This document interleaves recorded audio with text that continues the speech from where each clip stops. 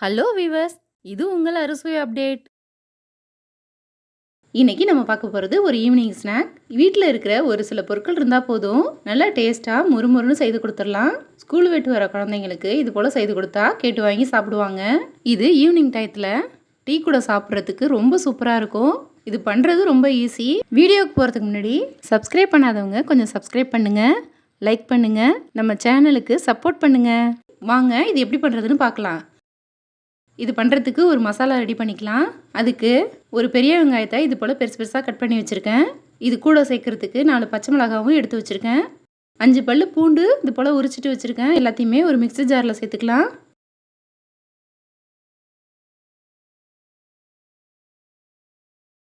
இதை லைட்டாக அரைச்சிட்டு வந்துடலாம்.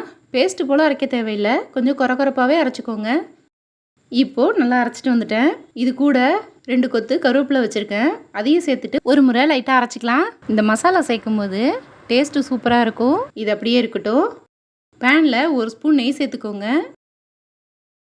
இப்போ நம்ம அரைச்சிட்டு வந்த மசாலாவை இதில் சேர்த்துக்கலாம்.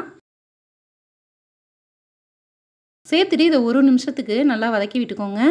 இதில் உள்ள பச்சை வாசனை போகிற மாதிரி.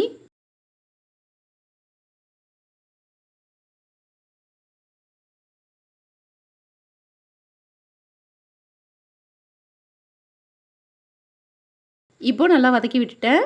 நான் இது பண்ணுறதுக்கு 3/4 கப்பு அரிசி மாவு எடுத்திருக்கேன். அதுக்கு 1 கப்பு தண்ணி சேர்த்துக்கிறேன்.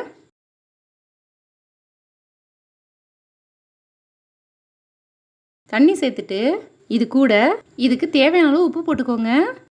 இது கூடவே நல்லா வாசனையாக இருக்கிறதுக்கு 1/2 டீஸ்பூன் ஜீரகம், 1/2 டீஸ்பூன் எள்ளு சேர்த்துக்கோங்க. நான் கருப்பு எள்ளு சேர்த்துருக்கேன். இதெல்லாம் சேர்த்துட்டு ஒரு முறை கலந்து விட்டுறலாம். இப்போது துருவின தேங்காய் 2 டேபிள் ஸ்பூன் அளவு சேர்த்துக்கோங்க. இது நல்லா சுவையாக இருக்கும். இது கூடவே கொஞ்சமாக பெருங்காயத்தூள் சேர்த்துக்கோங்க. இதெல்லாம் சேர்த்துட்டு ஒரு முறை கலந்து விட்டுட்டு தண்ணி கொதிச்சு வரணும், அப்படியே இருக்கட்டும்.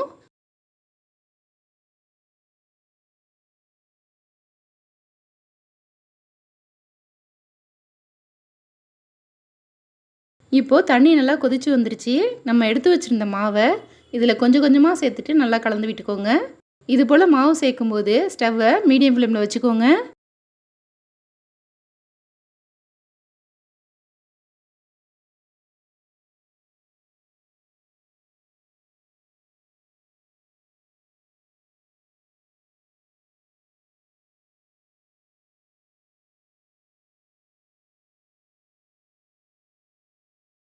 மாவெல்லாம் சேர்த்துட்டு ஸ்டவ் ஆஃப் பண்ணிக்கலாம். நல்லா இதை கலந்து விட்டுட்டு இதை அப்படியே வச்சிடலாம்.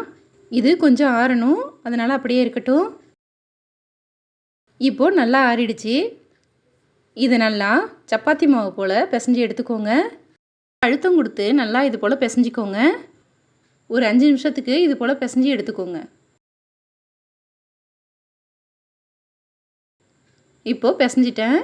இப்போது 2 கையிலையும் எண்ணெய் தொட்டுட்டு இதிலேருந்து சின்ன உருண்டை எடுத்து இது போல் உருட்டிக்கோங்க. 2 உள்ளங்கையிலையும் லைட்டாக இது போல் அழுத்துனீங்க அப்படின்னா ரவுண்ட் ஷேப்பில் அழகாக வந்துடும்.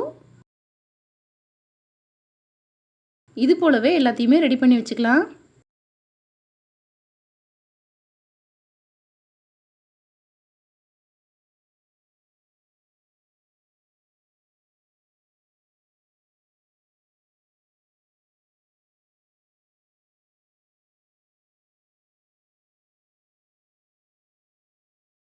இப்போ பொரிச்சு எடுக்கிறதுக்கு எல்லாமே ரெடியாக இருக்குது. இதுக்கு தேவையான அளவு எண்ணெய் ஊற்றிட்டு சூடு பண்ணியிருக்கேன். எண்ணெய் நல்லா சூடானதும் நம்ம செய்து வச்சுருந்ததுலேருந்து ஒன்று ஒன்றா இதில் சேர்த்துக்கலாம். பேனுக்கு தகுந்தது போல் 5-6ன்னு சேர்த்துக்கோங்க. உடனே கலந்து விட வேணாம், 1 நிமிஷத்துக்கு அப்படியே வேகட்டும்.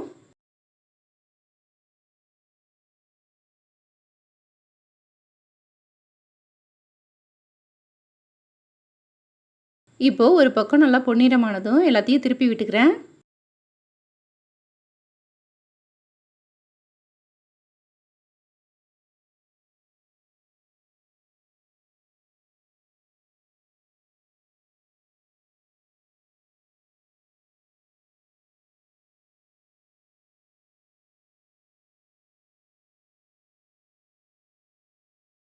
இப்போது 2 பக்கமும் நல்லா வெந்து பொன்னிறமாயிடுச்சு. இதை எண்ணெயிலேருந்து நல்லா வடிகட்டிட்டு வெளியில் எடுத்துடலாம்.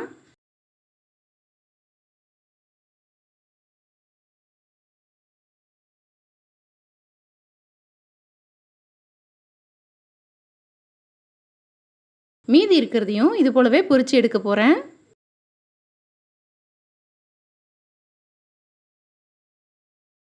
இது வேகும்போதே நல்ல மணமாக இருக்குது. இப்போ இதுவும் வெந்து ரெடி ஆயிடுச்சு. இது எல்லாத்தையும் எண்ணெயிலேருந்து வெளியில் எடுத்துடலாம்.